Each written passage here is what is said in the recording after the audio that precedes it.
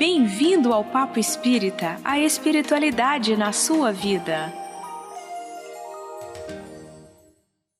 Sejam todos muito bem-vindos ao programa Papo Espírita. Nossa conversa de hoje é sobre as memórias de vidas passadas sob o olhar da ciência.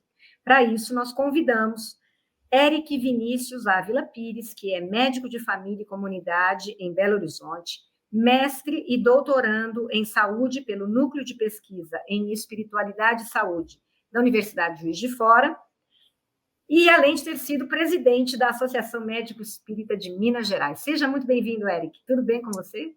Obrigado, gente. É uma alegria poder estar aqui, da gente bater um papo, né, sobre essa temática que eu acho que suscita muitas curiosidades nas pessoas, né? Mas a gente poder trazer isso também com um olhar da ciência e aprofundar isso de forma mais objetiva também é muito interessante. Thelma Alves está conosco também. E, Eric, para a gente iniciar esse tema, você acabou de concluir uma dissertação apresentada ao Programa de Pós-Graduação em Saúde da Universidade de Juiz de Fora, cujo título é Adultos que alegaram memórias de vida passada na infância, no estudo de segmento. Então, você foi buscar essas pessoas que tiveram memórias de vidas passadas, relataram isso, né?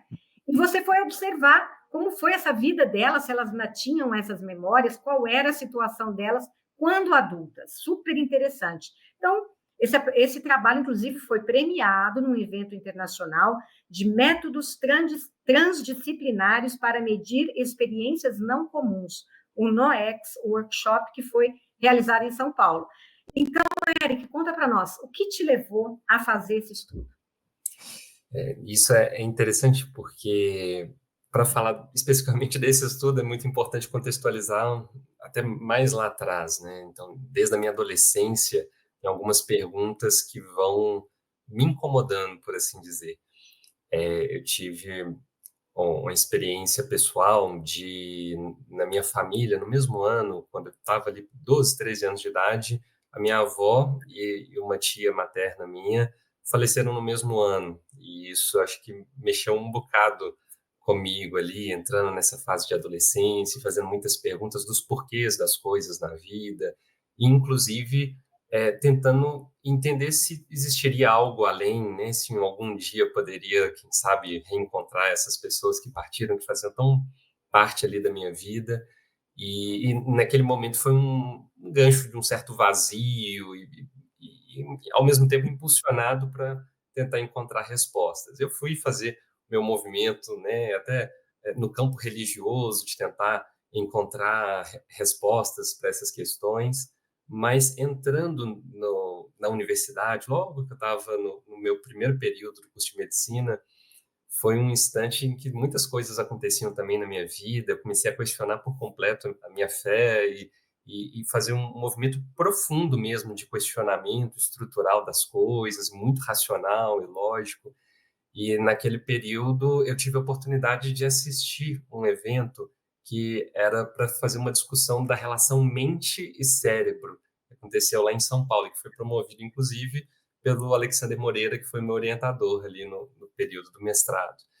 E naquela época me fascinou muito conhecer as pesquisas e uma abordagem racional, lógica, que poderia acontecer em torno de diferentes temáticas que poderiam elucidar essa relação mente-cérebro, né, com fenômenos ditos não ordinários, não comuns. Alguns vão denominar isso como experiências espirituais.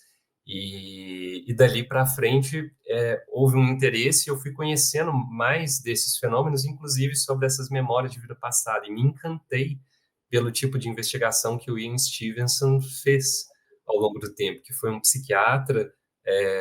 Ele era canadense e morou um bom tempo ali nos Estados Unidos, era psiquiatra da Universidade da Virgínia, e que a gente pode considerar aí que foi realmente o pai desse tipo de estudo, de pesquisa, foi o cara que mais pesquisou sobre isso no mundo inteiro, fazendo um trabalho fantástico, né, com muito rigor, e foi muito inspirador. Então, desde essa época eu ficava assim, nossa, se um dia eu puder contribuir, fazer algo, né, nesse sentido das pesquisas, e especificamente nesse campo de memória de vida passada, vai ser bem interessante. E aí, após eu entrar ali ter a intenção, né, de entrar no mestrado e refletindo sobre possibilidades de pesquisa, conhecendo um pouco mais também do terreno, do que existiam de lacunas, né, e que mereceriam um aprofundamento maior, veio então essa ideia, essa proposta de poder fazer um estudo de segmento, acompanhando as pessoas ao longo do tempo, para ver o que aconteceu com elas, né, e não somente ver naquele retrato do momento que elas estão alegando essa memória de vida passada, mas os desdobramentos disso na própria vida delas. Que bacana, Thelma. Bom, até assim, a gente estava vendo sua dissertação, né? Teve uma sugestão aqui, que assim, há 2.000 casos, né, foram estudados em 60 anos, né? 2.000 casos de crianças, né, Thelma? Né? Porque são crianças, né, que tiveram as memórias de vidas passadas. Uhum. Exatamente. E trazendo para agora, na verdade, até uma estatística pequena, não é? E aí a questão é o seguinte, por quê? Isso aqui é por falta de interesse, né, de conhecimento das pessoas em buscar esse assunto, né? Ou então é por falta de não acreditar na reencarnação.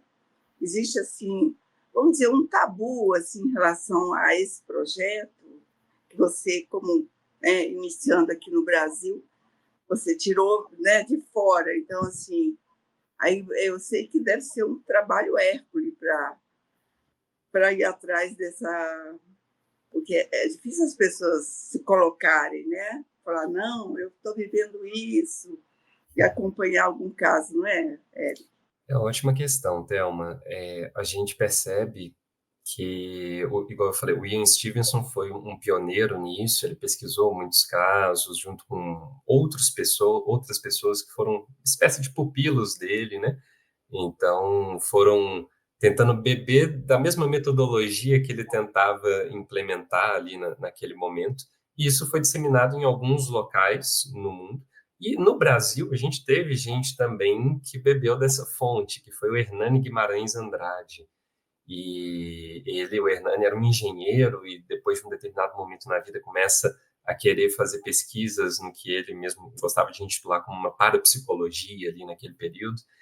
E um dos focos que ele direcionou esforços foi justamente de pessoas que alegavam memórias de vida passada, e especialmente crianças, embora ele tenha estudado adultos também, e não só casos espontâneos, como a gente vê que foi o principal foco do Ian Stevenson, mas também o Hernani chegou a estudar um ou outro contexto ali em que houve um processo de indução através de uma espécie de regressão de memória, né?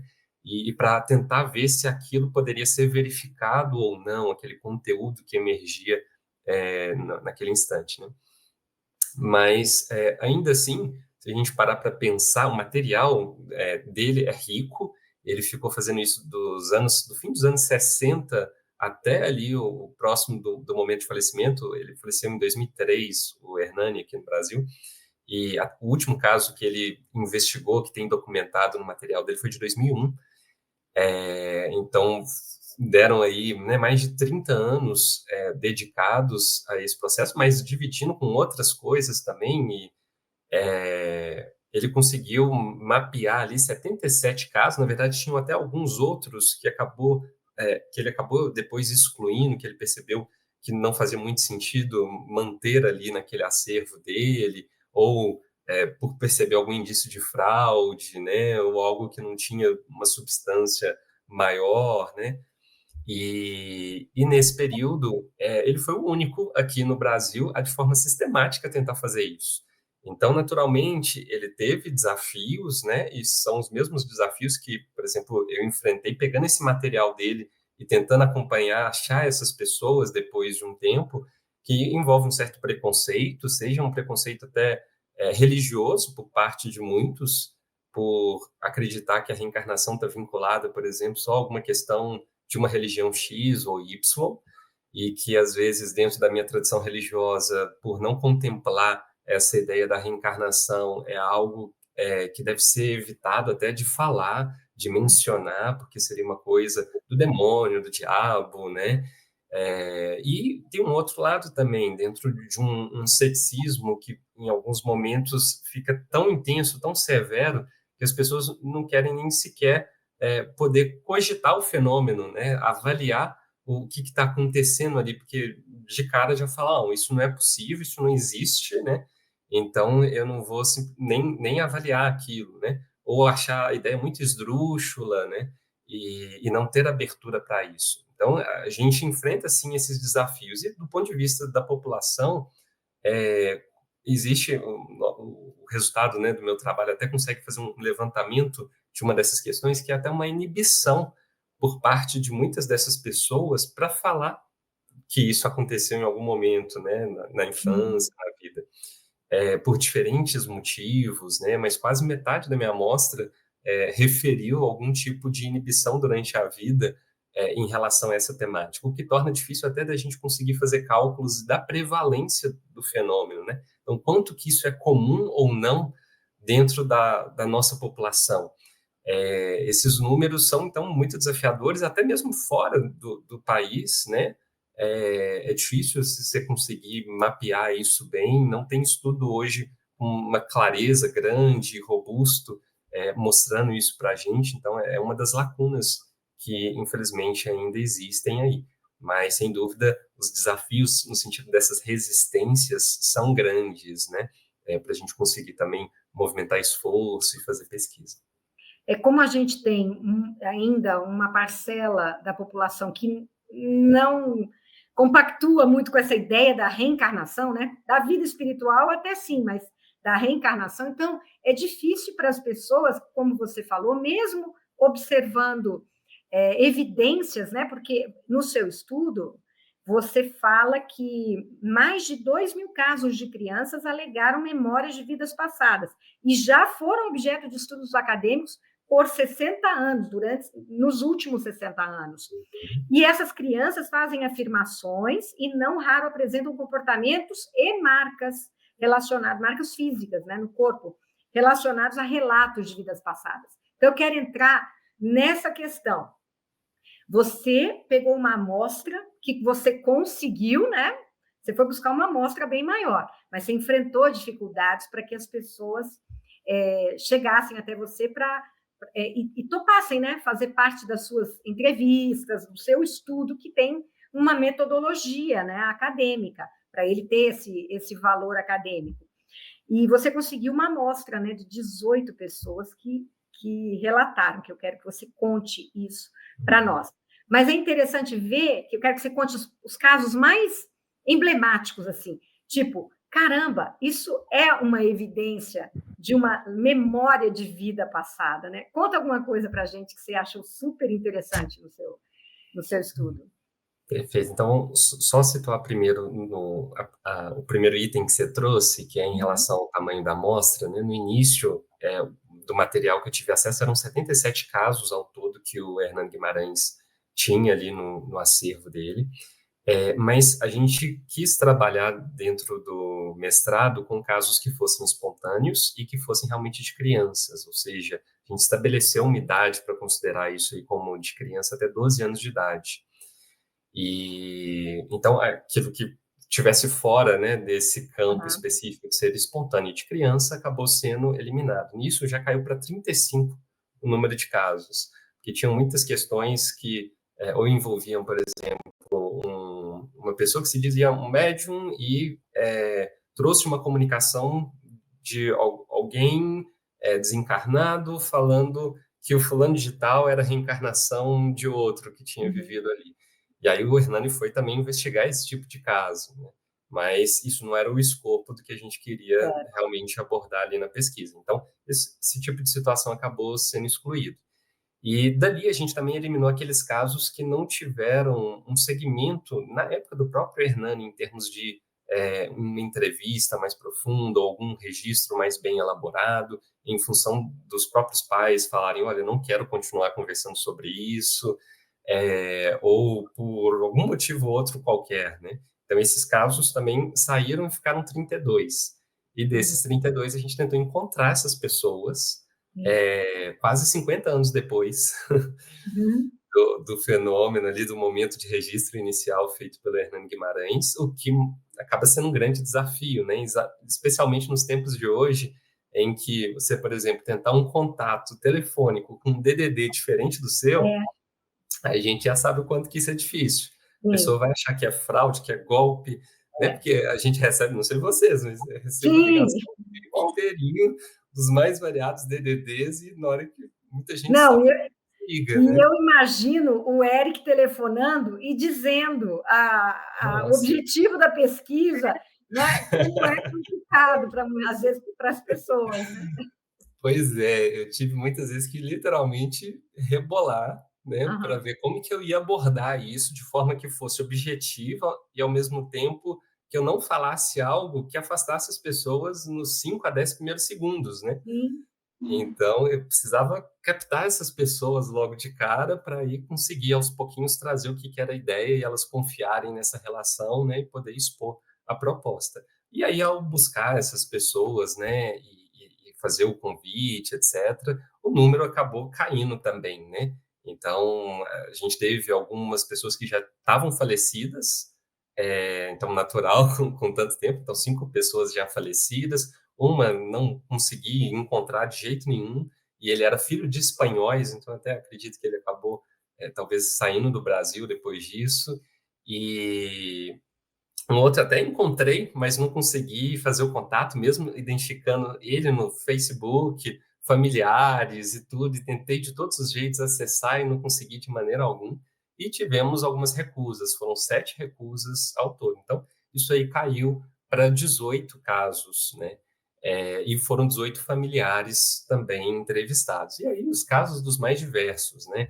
E quando a gente fala das alegações de memória de vida passada, é muito importante sempre trazer para todo mundo aqui que isso não significa que eu esteja, por exemplo, dizendo que a melhor explicação para todos esses casos seja de reencarnação. A reencarnação é uma das hipóteses que a ciência deve cogitar, no meu modo de ver, enquanto pesquisador aqui, mas dentre várias outras, né? E como que é o raciocínio da ciência, basicamente? Então, a ideia é, se eu tenho um fenômeno e 2 coisas que explicam ao mesmo tanto esse fenômeno, eu vou preferir sempre a mais simples para explicar. Tá? Então, esse é o raciocínio que a ciência tenta estruturar.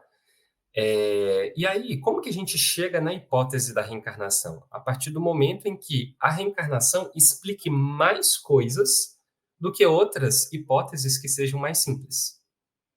Então, o caso, para ser cogitado mais fortemente essa hipótese, ele precisa ter elementos bem mais complexos, em que a hipótese de fraude, a hipótese de alguma transmissão comum de informação, a hipótese de fantasia infantil ou outras questões psicológicas, né, de alguma maneira não expliquem melhor ou mesmo tanto que a reencarnação num determinado caso, tá bom? E aí, pois não, Thelma?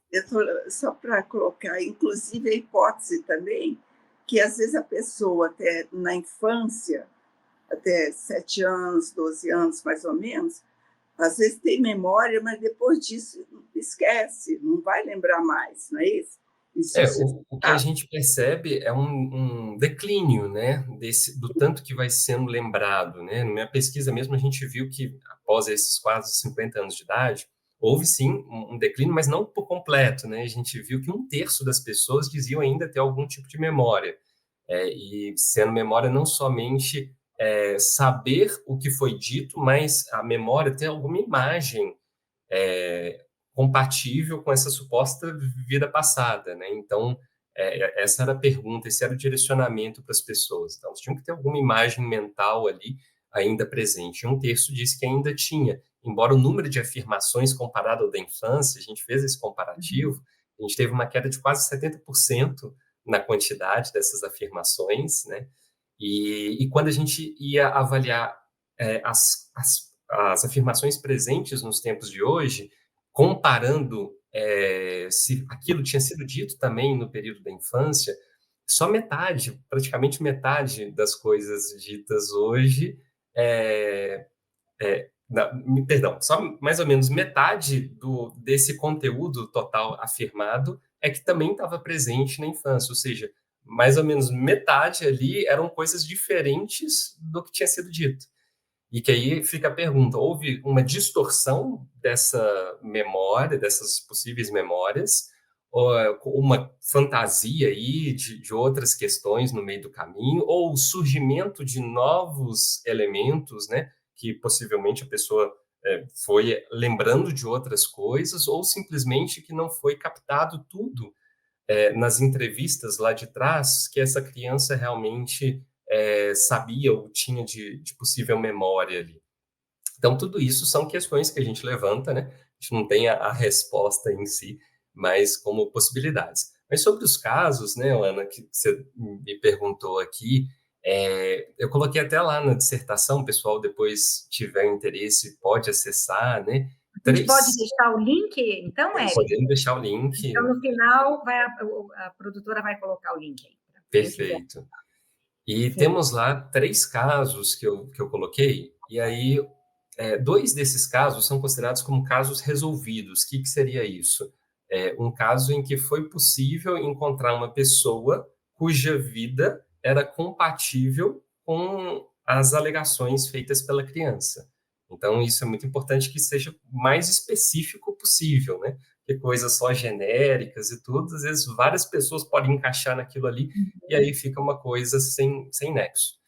E um desses casos é um caso dito como não resolvido, né? Em que, por exemplo, até cogitar a hipótese da reencarnação do ponto de vista acadêmico acaba sendo muito mais complexo, porque, assim, né, você nem chegou, como que você não conseguiu fazer verificação. A ideia do tipo de pesquisa, assim, para falar da natureza do fenômeno, que nem foi o foco desse meu trabalho, mas quando a gente pensa na natureza do fenômeno, a ideia é você conseguir verificar se aquelas afirmações são compatíveis com a vida de alguém que realmente existiu e de forma específica, né? Então, se você não chegou na vida de ninguém, você não pode simplesmente falar que a melhor explicação é a reencarnação, mas é um caso também muito interessante, até pela riqueza de algumas informações ali históricas. E você pode relatar o caso?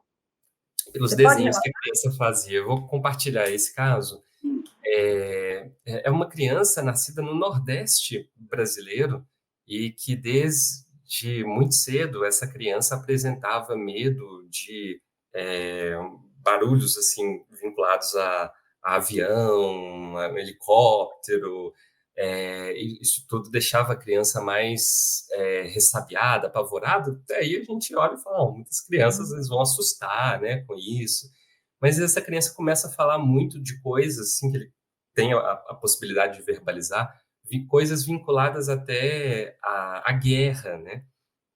E de forma precoce, né, começa a apresentar uma certa aversão àquele local ali, as pessoas onde ele estava inserido, até do idioma, né, que ele falava, do português, e de aspectos culturais aqui do Brasil, né, e olhar para isso como uma menos-valia e sempre com críticas, né, e muito pequenininho e fazendo um tipo de crítica contumaz, né? Num dado momento, ele foi até pego desenhando um símbolo de uma suástica nazista ali na areia da praia, né? E quando perguntado quem que tinha ensinado isso para ele, ele disse que tinha sido o coração. Olha só. E assim ele começa a fazer várias afirmações sempre curiosas, assim, pertinentes a até uma localidade europeia, como, por exemplo, falar de um momento em que o mar estaria congelado, né? E que aí não daria para passar, então, do ar frio, coisas que ele nunca tinha tido contato diretamente a isso, né? E em alguns instantes, até quando perguntado a respeito de bandeiras, né, várias bandeiras que eram mostradas para ele, e falar, olha essas bandeiras aqui e tudo, e de repente ele pega e aponta bandeiras da Alemanha, e fala que eram bandeiras do Brasil. Aham. E fazendo reconhecimento. E aí, em um determinado momento, ele diz que tinha muito medo da guerra, e de polícia também, ele tinha um medo muito grande, né? E ele associava soldado, polícia, guerra à morte, e sempre falava que isso trazia morte, e depois dizia que ele tinha visto a guerra. E quando perguntavam para ele como que ele tinha visto guerra e tudo, ele banca aquilo ali, né, e dizia que tinha visto a guerra lá naquele cenário envolvendo a Alemanha. Então, é um caso icônico de algumas falas que a criança vai trazendo, mas não são só afirmações que estão presentes nesses casos, mas também comportamentos. E ele começa a desenhar coisas, e eu coloco lá no fim do mestrado, da dissertação do mestrado, alguns dos desenhos dele. E é muito interessante a gente ver a riqueza de detalhe muito pequenininho que ele começa a fazer, e só desenho de guerra. Então, aviões e mais aviões de guerra, com detalhes de bombas sendo lançadas, né? E navios de guerra também. Então, num cenário em que os familiares, né? Parece que os pais, pelo menos a informação que o Hernani levantou lá na época, e depois eu pude também conversar com a tia, não tinha essa coisa de ficar vendo filmes de guerra, ou estimulando isso dentro de casa, né? A princípio, era algo que era um pouco distante, né, da realidade deles ali, desse tipo de vivência, né? Então, esse é só um dos exemplos, né, de E- casos, mas é um caso não resolvido, como eu disse para Mas vocês. então você não conseguiu falar com essa pessoa agora no seu estudo? Consegui, eu entrevistei Conseguiu. E ele, aí, né? ele lembrava dessas memórias? Não, ele não Não. tinha lembranças dessas Aham. questões, assim, que ele tinha trazido lá de trás, né, na E tem infância. algum caso em que as pessoas, você falou que metade lembrou, né? Um Metade, terço um das terço pessoas. lembrou. E tem algum caso desses que lembraram, o que você pode contar assim de mais interessante que te chamou a atenção? Então, Impactou a vida da pessoa, modificou a vida da pessoa? tem um caso que era um garoto de mais ou menos 4 anos de idade, e aí ele começou a ter algumas falas diferentes no interior do Sudeste aqui brasileiro. Então, a família dele estava lá um dia vendo TV em casa, e logo depois que, acho que foi 1 ou 2 dias depois do aniversário dele, né, ele vira e fala que o nome dele era diferente daquele nome dele propriamente dito, e disse que ele tinha sido um velhinho, preto e baixo. Então, essa foi a narrativa dele.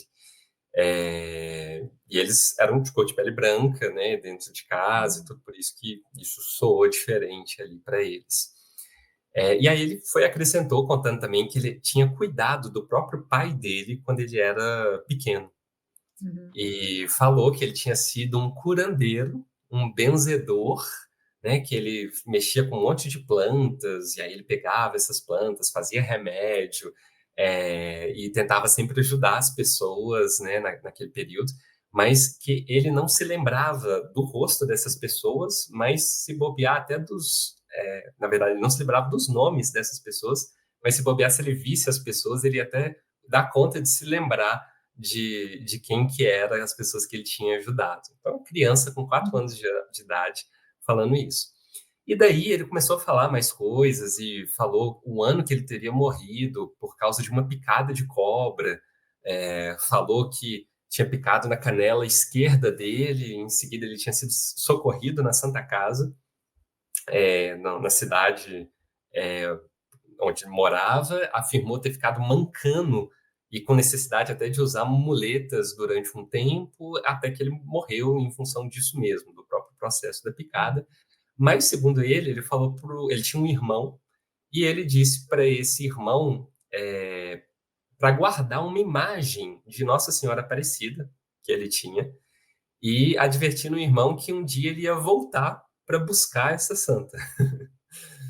Então, essa teria sido a fala, né? Então, é o que a criança narrou. E aí a criança começou a insistir para ser levada até uma cidade vizinha, onde supostamente a criança estava dizendo que teria morado.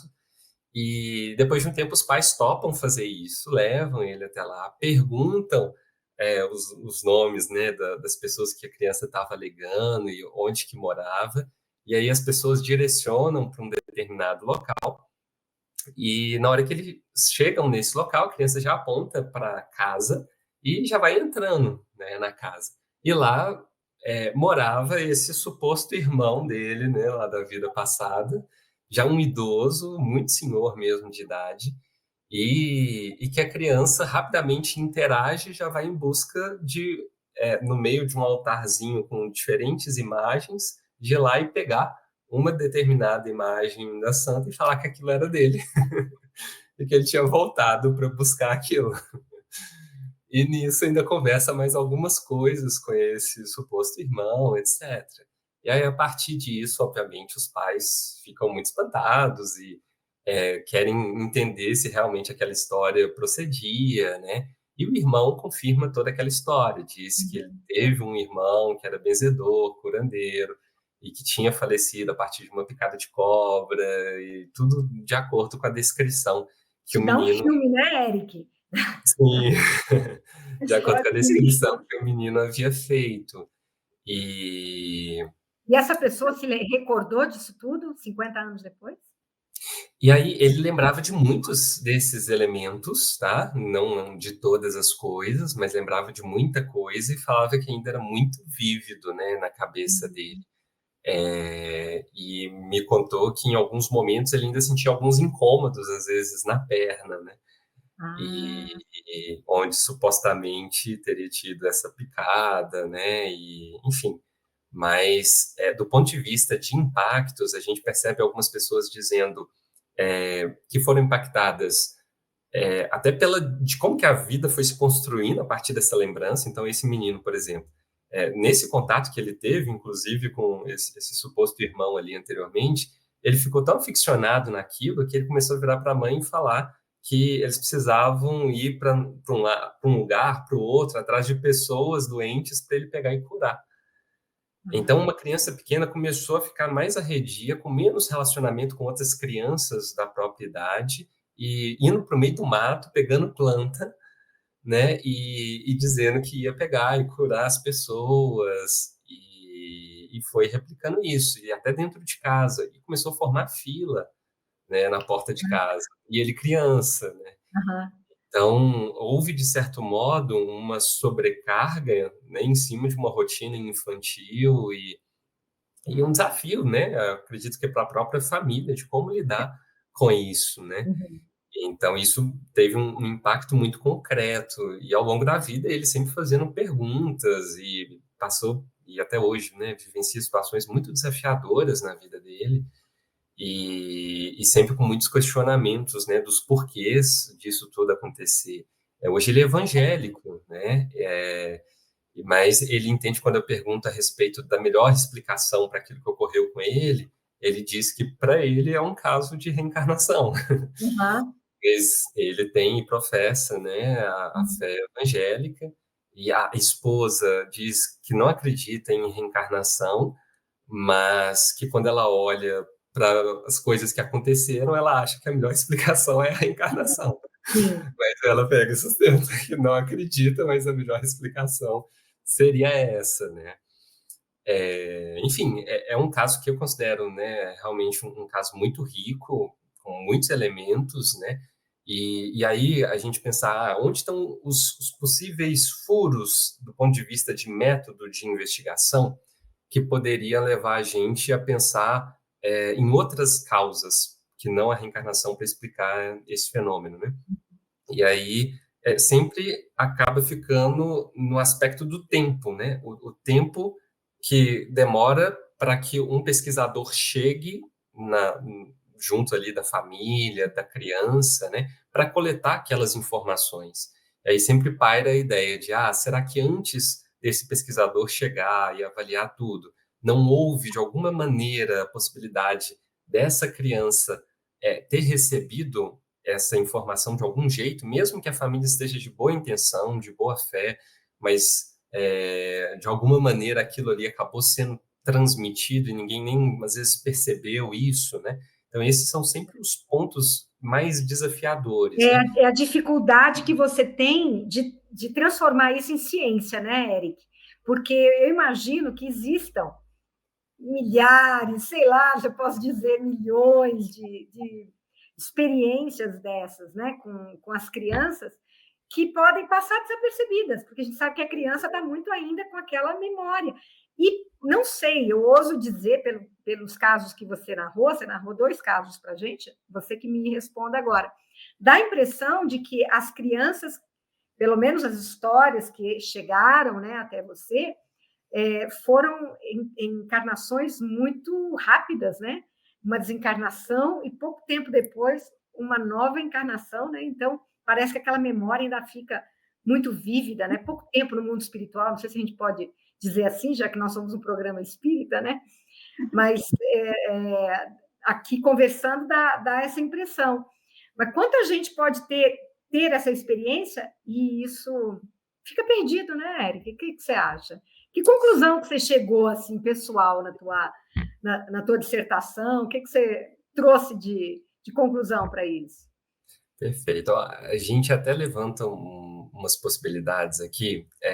Sim, se a gente assumir a hipótese da reencarnação como a melhor para explicar determinados casos, o curto espaço de tempo entre uma vivência e outra poderia ser um fator importante para essa questão da memória, né, para ficar ali ativo, presente. Mas o que chama atenção também é que 75% dos casos que as crianças alegam isso, elas mencionam algum registro, alguma memória de como ela teria morrido. E 70% dessas mortes são violentas. E sendo mortes violentas, isso impacta as emoções, né? Pode gerar traumas, né? E isso mais facilmente, se a gente pensar como a nossa memória funciona, né? No dia a dia da nossa vida, sem dúvida, quando a gente passa por experiências que mexem com as nossas emoções, isso fixa melhor certas memórias, né? Então, é um ponto importante, né, das hipóteses aí para explicar dentro de uma possível explicação, né, no campo de reencarnação, etc. Agora, do ponto de vista de conclusões, a gente vê que, apesar de alguns impactos assim serem relatados, só 1/3 das pessoas disseram que elas se sentiram efetivamente impactadas pelo fenômeno durante a vida. E isso é muito curioso, né? Só 1/3 mencionar isso, especialmente porque muitas dessas tiveram um contexto de infância muito caótico e muito complexo em função daquilo que estava acontecendo. Mas a sensação é que, como passou tanto tempo em relação ao fenômeno, é como se elas pudessem ter elaborado todo aquele contexto, aquelas situações que aconteciam, e agora aquilo não reverbera tanto mais nelas. Então elas olham e falam assim, o quanto que isso impactou na minha vida? Nada, é uma boa parte. Só que quando a gente vai ver os familiares, mais de 50%, por volta de 50% ali, vão falar, sim, de impactos, né? De que impactou a vida da família ou do sujeito ali do caso, né? Então já é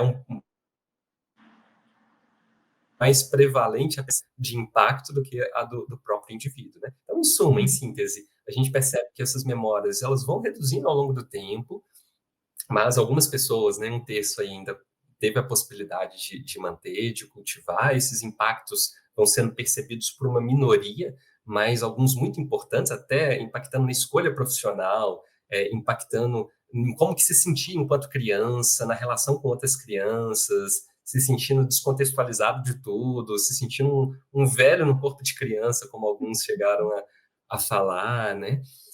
A gente percebeu que é uma população que tem uma religiosidade intrínseca alta.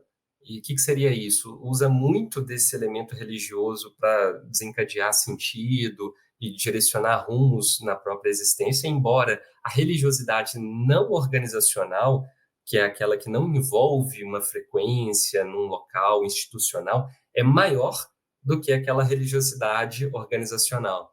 Então, elas não são aquelas pessoas que ficam frequentando locais, reuniões religiosas, etc., né?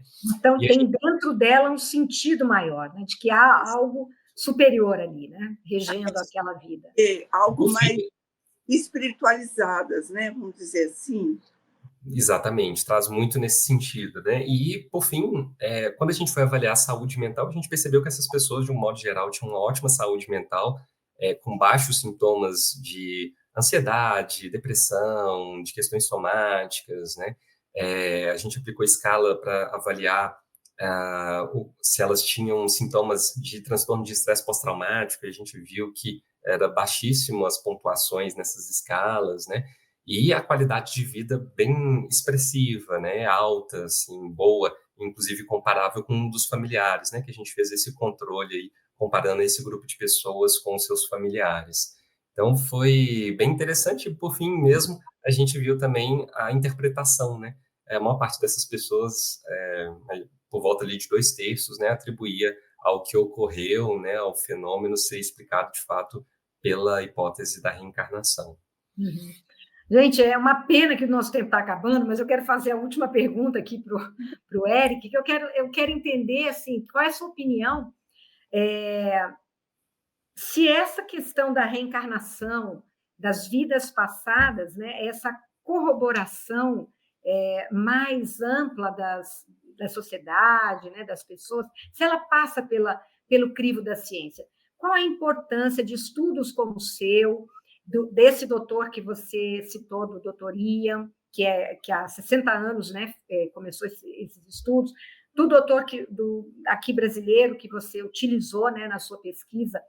É importante que a ciência se aprofunde mais e busque mais esse acompanhamento, esses relatos. Por exemplo, o cinema já usa muito, né, essa temática dos relatos de vidas passadas, mas para que a gente busque mais isso, né, entenda, é importante o aprofundamento da ciência, estudos como o seu?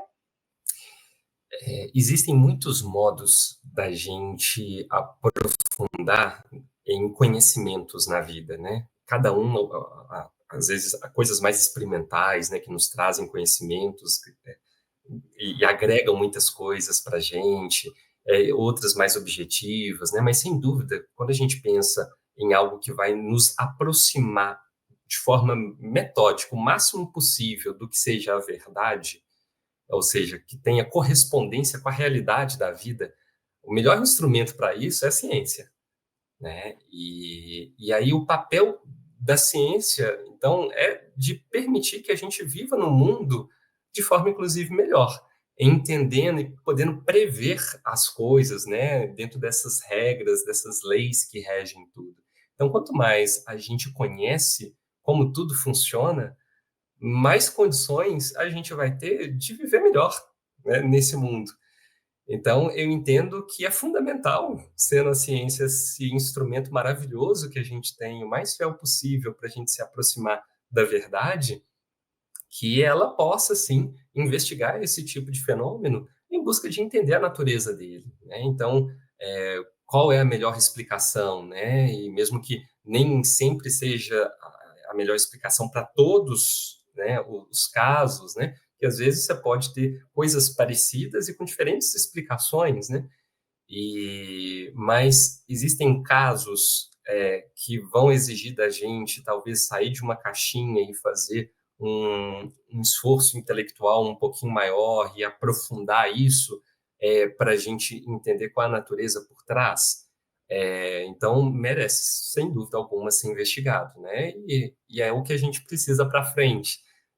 Cada vez mais aprofundar na discussão sobre a natureza, o que a gente fala da natureza ontológica, né, do fenômeno, e a fim de que a gente compreenda mais sobre nós, né? Seja a ciência, no fim das contas, concluindo que não, vamos supor, não tem nada dessa coisa de reencarnação e não é a melhor das explicações, pelo menos para esses fenômenos e tudo, e a gente não pode depender disso daí, ou então para olhar e falar assim, a reencarnação é uma hipótese importante que deve ser considerada e ser realmente cada vez mais aprofundada as possíveis implicações disso, né, na existência humana.